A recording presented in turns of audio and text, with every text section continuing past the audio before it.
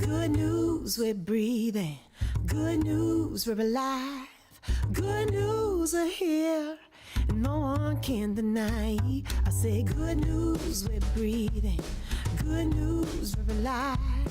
Good news are here, and nobody can deny. You can break my heart, you can break my bones, but no one can break my spirit, 'cause my spirit is my home. You can take my money, you can take my time, but no one can take my spirit, 'cause my spirit is mine. I say good news, we're breathing.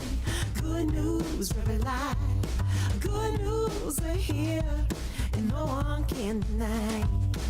Oh, good news. Welcome to How We Live, a series for and about women finding beauty, purpose, and meaning as they enter midlife. I'm Dr. Natasha Ghosh, an educator, therapist, daughter, wife, mom, and a woman approaching 50 who's just trying to figure it all out. In this series, I'm inviting you to join us as we talk to a diverse group of women about the unique challenges and pleasures of aging in our culture. Remember those books and movies from your youth? Are You There, God? It's Me, Margaret, or My Girl? Where first periods were anxiously awaited and celebrated by some as a rite of passage into womanhood. But have you ever wondered why, at the end of that stage, when that same period officially stops, there's no talk, no proud nods, no send-off parties for Auntie Flo, or even a thank you for your service card? I mean, where's my gold retirement watch? Today we're talking about one of the most misunderstood stages of life, perimenopause.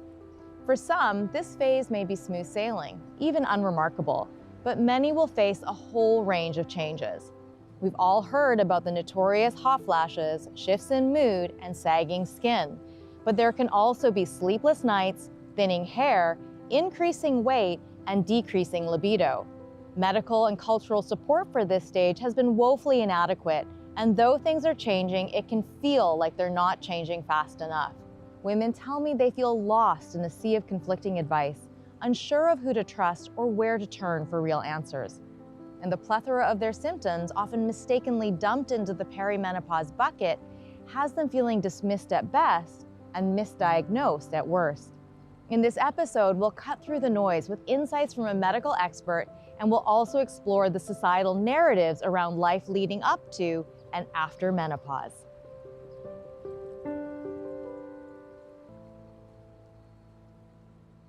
Was menopause discussed in your family? No. No, come on. There's not, that conversation never happened. Nobody talks about menopause. Nothing. Zero. That question was never discussed at all. We don't talk about that. Nobody said anything about menopause. Menopause was always just like kind of a joke on TV. I learned nothing, is the short answer.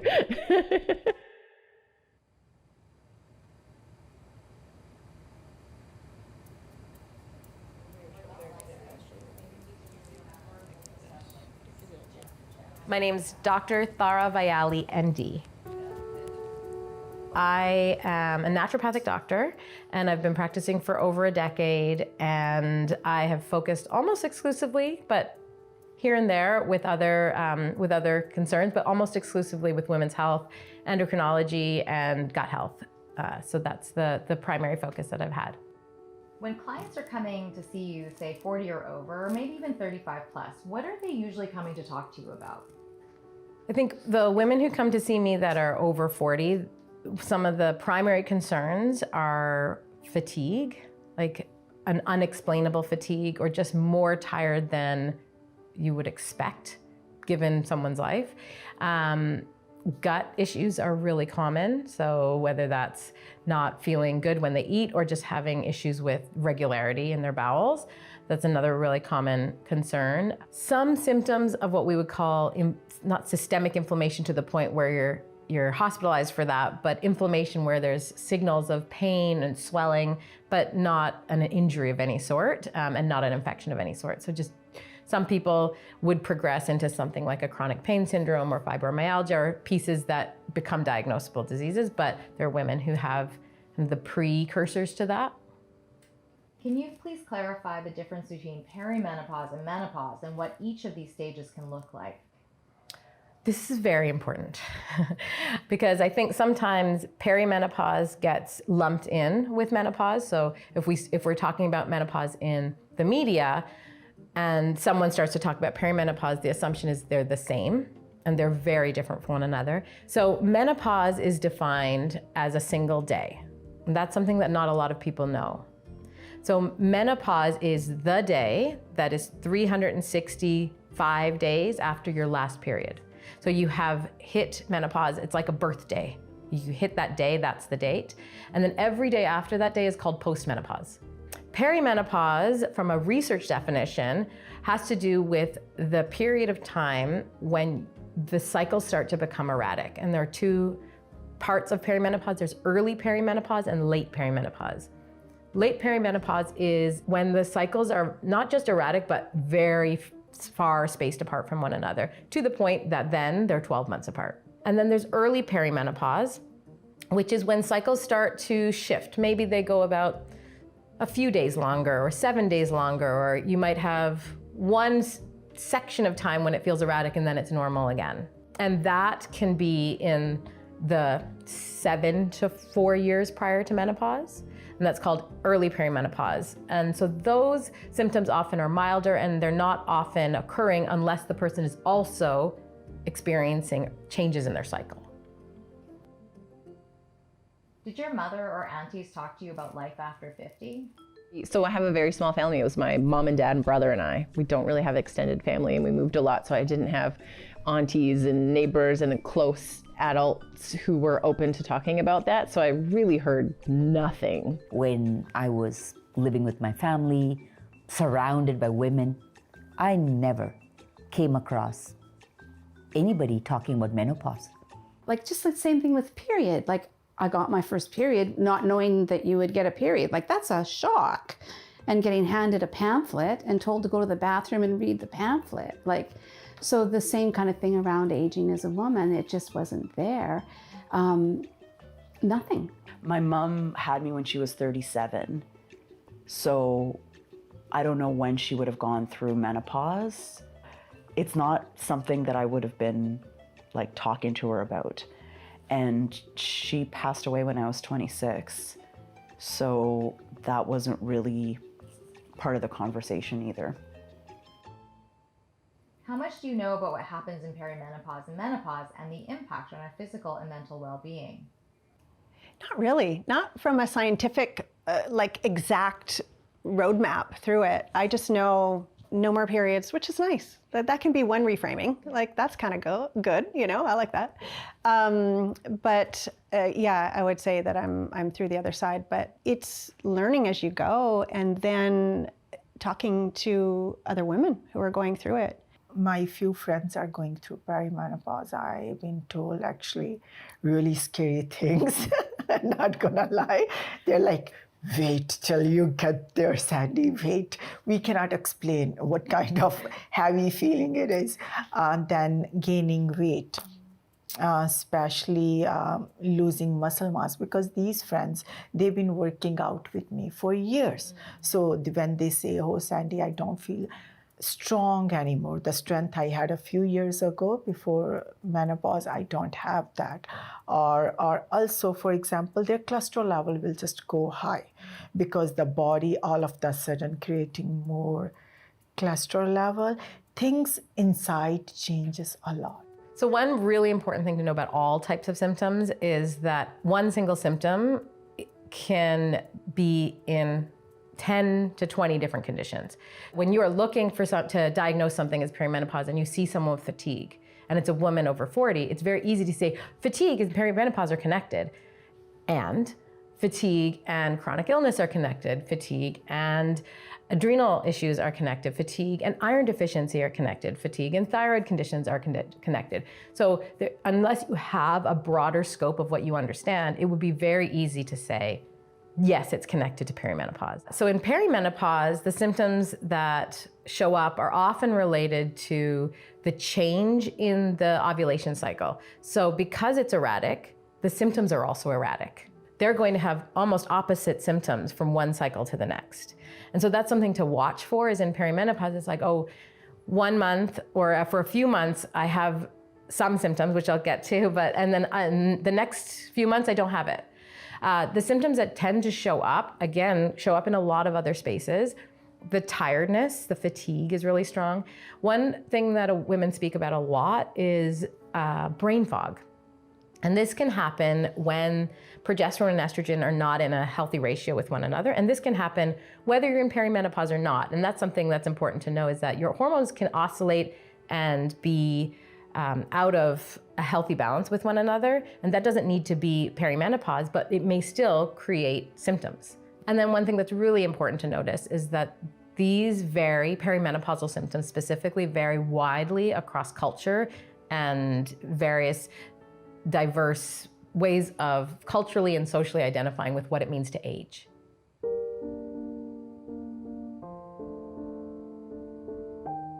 When I went through menopause in my 40s, early menopause actually for me and the women in my family, and I remember my colleagues were going through menopause, it was a big topic of discussion, and they were seeing doctors and all kinds of interventions were happening, but I could not resonate with those experiences. I had empathy and we had conversations, but I personally did not have a difficult experience.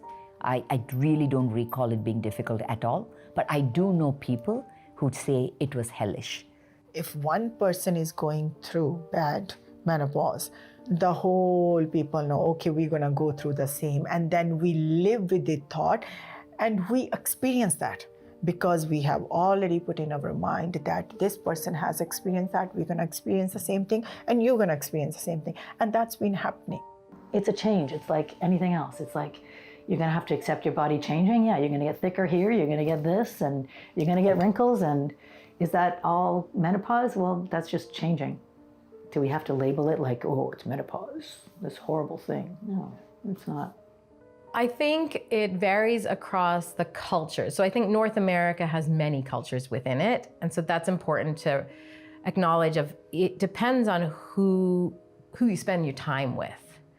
And in those spaces where aging is revered or it's seen as very normal, that can become a really empowering space, and then also can dismiss the other symptoms. If you're like, it's a wonderful transition time, it also can really dismiss the hot flashes you're experiencing or the insomnia you're going through. It's considered, that's fine because you're aging beautifully. And I think we need to spend a little more time thinking about listening to women, no matter what they're experiencing. Because if they're embedded in a culture that doesn't like aging, that's their experience.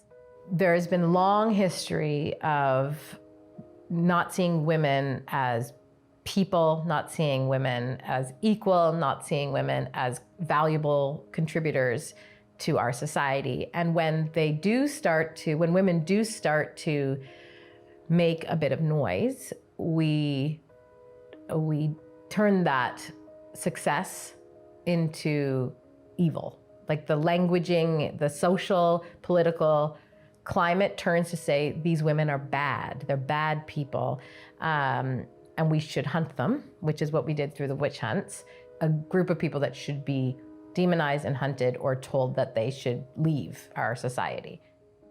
We've really been taught that nothing happens after 50, when arguably, like what I'm excited about is like, actually, I think that everything can happen after 50 because I know who I am. I have some means and I'm not having to live off of ramen in like a shared apartment. And I just don't give two fucks about what other people think anymore. And so now it's time to have fun. What I've learned about menopause was taught to me by TV and what I believe men's perspective is. Like, medically, a man did a study. Medically, like everything that we see, that people actually, the information that we have available to us, I think is misguided.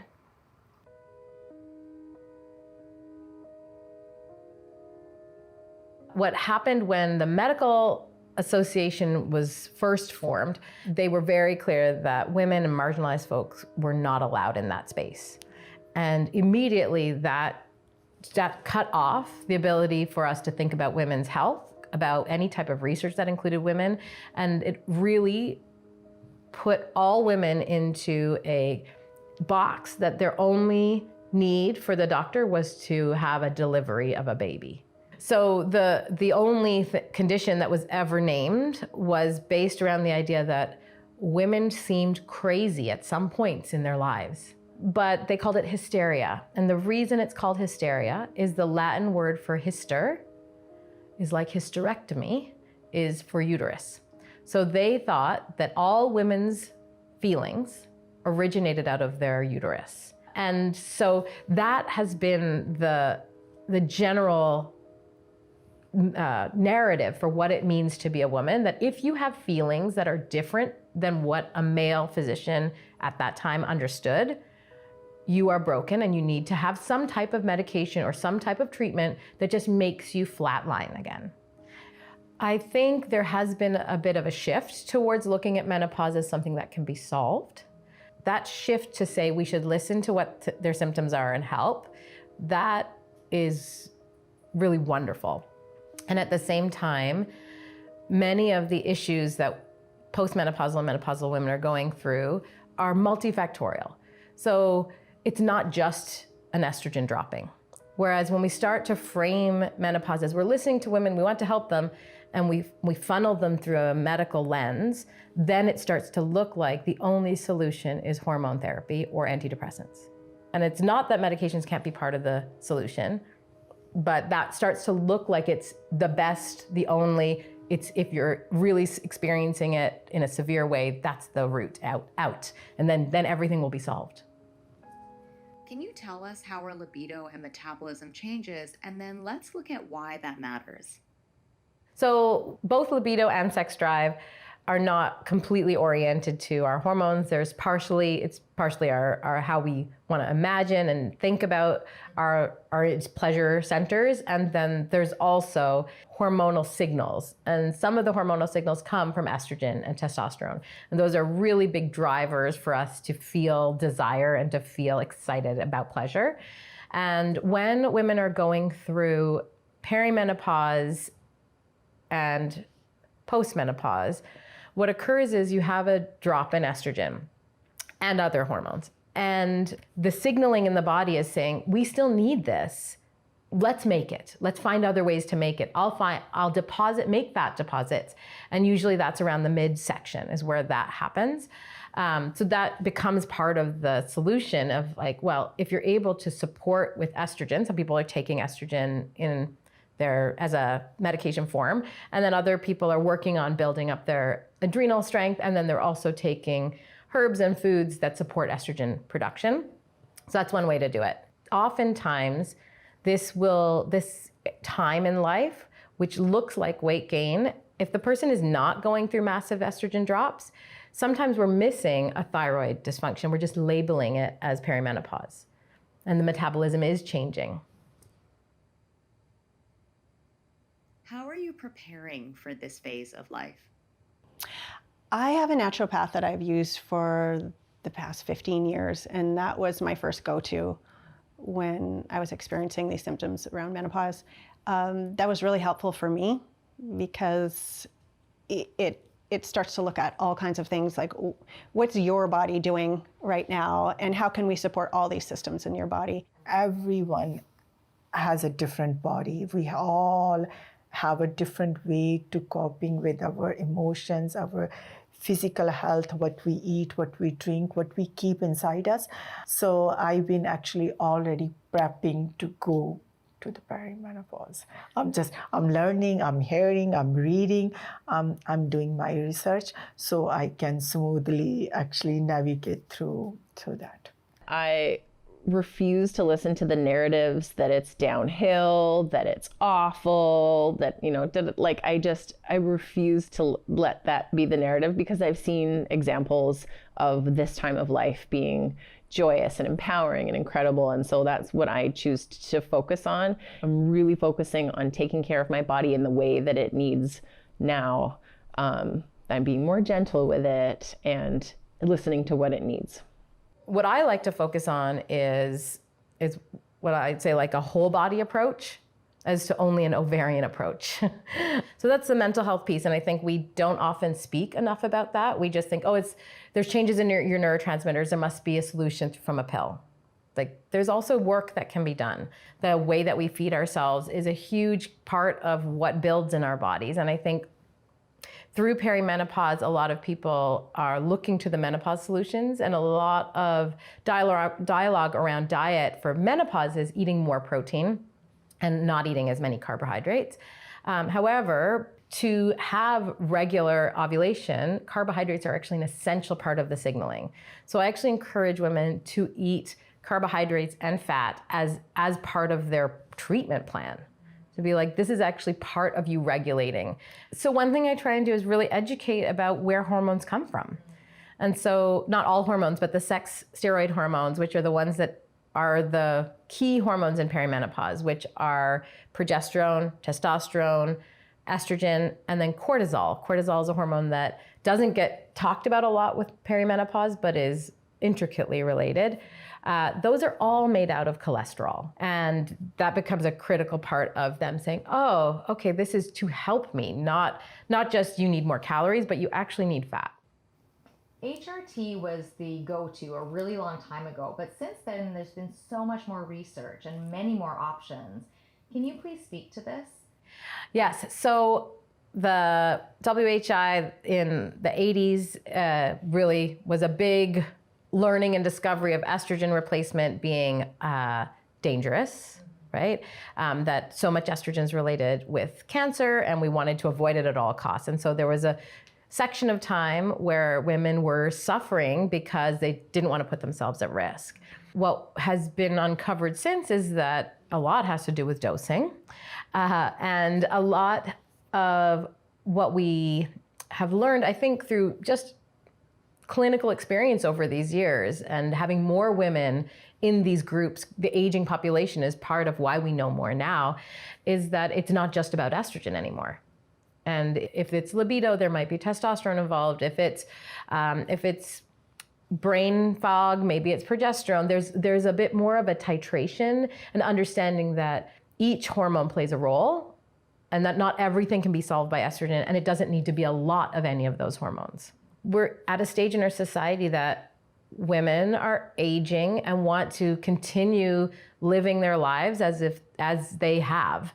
And we have the right to, and we have the tools to. And so we have tools. And if you want to manage your hormones to be so that you experience life a certain way, we have tools to do that. How can women build trust with healthcare providers, especially in a system that can often feel impersonal or doesn't have answers to the questions we're asking? I think a really important part is knowing your own symptoms, knowing what you're feeling, as opposed to coming into a place with your diagnosis in your head. So instead of saying, I'm going through perimenopause, you're saying, I'm experiencing all of these things. What can we do about that? And your physician might dismiss that, that's true. And you can keep coming back with that as the core issue that you want resolved.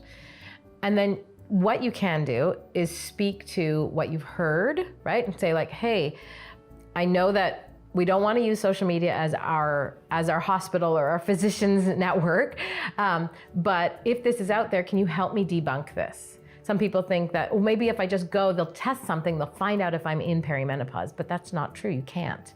So it really is symptom dialogue and trust, and then also saying, educate me. If you don't see the problem, tell me why.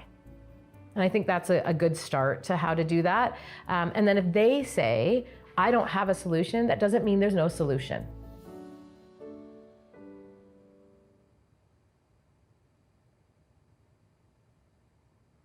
Women's incredible power to birth life is often celebrated when it arrives as a rite of passage.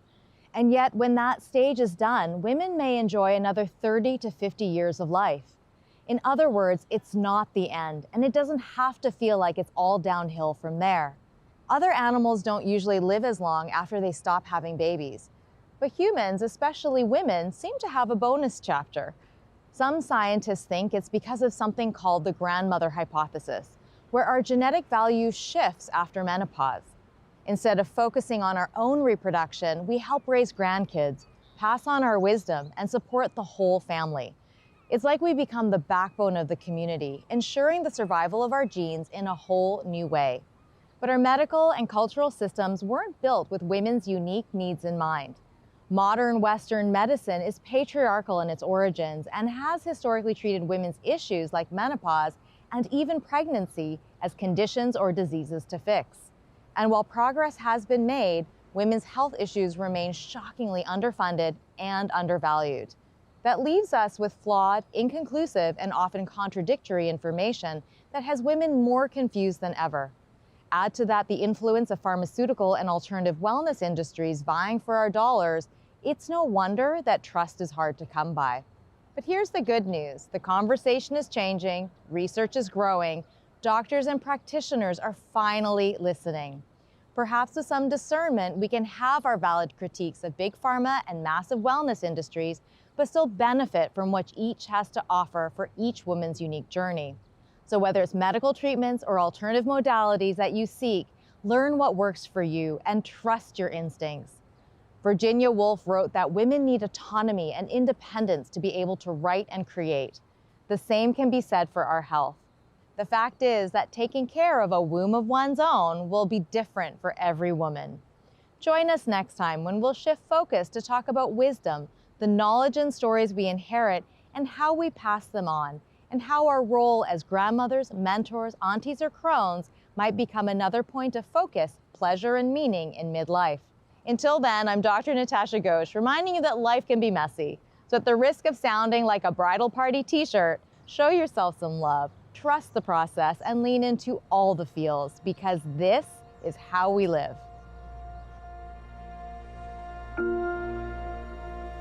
I am from sprinklers, from Miracle Grow and stinking black manure. I am from the clothesline, heavy with terry towels and floral sheets drying crisp in the sun. I am from garden peas and raspberry bushes, towering in rows, filling my pail and staining my fingers and face. I am from campfires and laughter, from Ray and from Sharon, from the worker bees and wine time, from the help your sister and thank God I don't have to worry about you. I am from the Wild West, from tragic untold stories and survival of the fittest. From Italian stallion and the long-legged Norwegian, from lasagna and futtermans and cupboards of canning, peaches, pears, and cherries, fruits of our labor, served over ice cream in fall. From the witch grandmother who taught me in secret, snapshots in time, ripped from the decades of albums and separated into boxes, wait silently high in my closet and under my bed, yearning to be sorted and celebrated in the light of new understanding.